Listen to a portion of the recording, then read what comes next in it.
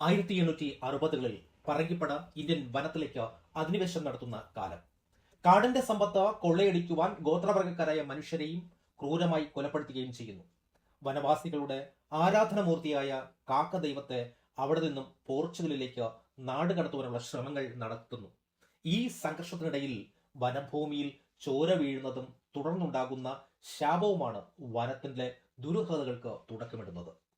Colonial കാലഘട്ടത്തിൽ നടന്ന ഒരു പ്രണയപ്പകയുടെ കഥയും ഇതിലുണ്ട്.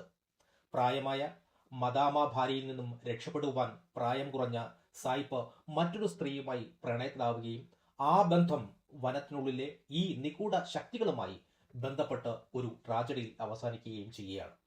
വനത്തിനുള്ളിലെ പഴയ കാലത്തെ ക്രൂരതകളും കാക്കദൈവത്തിന്റെ മിത്തും ചേർത്ത് സൃഷ്ടിച്ച സംഭവ ബഹുലമായ കഥയാണ് സംഭവം അധ്യായം 1. ജിയോ ഹോട്ട്സ്റ്റാറിൽ വിഷുദിനത്തിൽ സ്ട്രീമിംഗ് ആരംഭിച്ചിരിക്കുന്നു. കാണാൻ മറക്കരുത്.